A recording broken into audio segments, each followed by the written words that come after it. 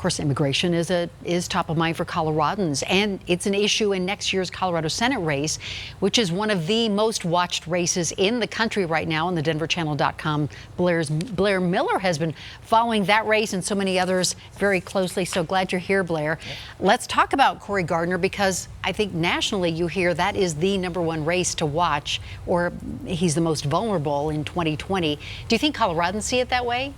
I would say that a lot of Coloradans do see it that way. I mean, between him and the Alabama Senate race, those are going to be the top 2 targets so far as what we're seeing. But Coloradans, especially Democrats, you know, some of the unaffiliateds, they have been chomping at the bit for years to get 2020 here so they can see this election. I think Republicans are a little bit less quiet, or more quiet as of late, but you know, I think they're keen on supporting their candidate and supporting the president. And let's talk about the Democrats, because we've seen so much shifting, particularly since John Hickenlooper stepped up and said he wants that job.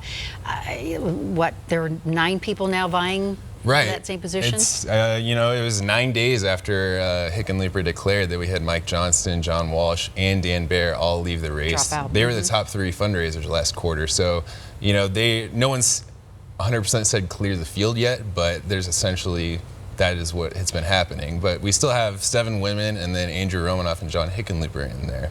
So the race isn't done yet by any means. No, and I think, you know, Andrew Romanoff has, you know, tried to take that progressive torch a little bit, and there's been issues that he's talked about with the DSCC and its endorsement of Hickenlooper. He said that they've tried to keep DSCC and the staffers from moving around, but he's basically claiming that the DSCC only wants Hickenlooper. But I think he might try and stay in as like the progressive voice. Yeah, it'll be interesting to see what happens if more people drop out here fairly soon. Let's talk about some of the other issues that have been happening. There have been this rash of recalls, yet they're also falling by the wayside. What's happening here? Well, this past week we had the Pete Lee and Brittany Pedersen recalls ultimately fail. The Pedersen date hasn't come up yet, but the organizers said they weren't going to turn in their signatures.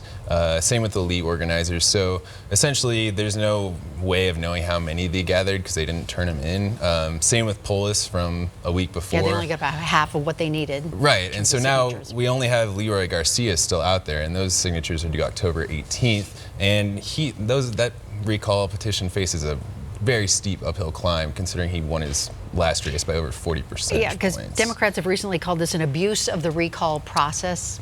Absolutely. That's what Morgan Carroll has said for weeks, and now that they're seeing these things fail, that's exactly what they're saying. They're saying, you know, if you can say, oh, you know, stick it out, Donald Trump won, he's your president, there's going to be another election. Why aren't they listening to the same things? That's essentially what the Democratic point here is. Okay, so October, then we should learn about Leroy Garcia to see what happens with that. That case. Okay, Blair Miller, thedenverchannel.com. Thank you so much for keeping us up to date on what's happening in Colorado politics. Absolutely. All right, anytime you have a question or you have a segment idea, tweet us at Denver7Politics, and know that you can always watch today's segments anytime at thedenverchannel.com/Politics Unplugged. Thanks for spending part of your weekend with us. We'll see you back here next Sunday for another edition of Politics Unplugged.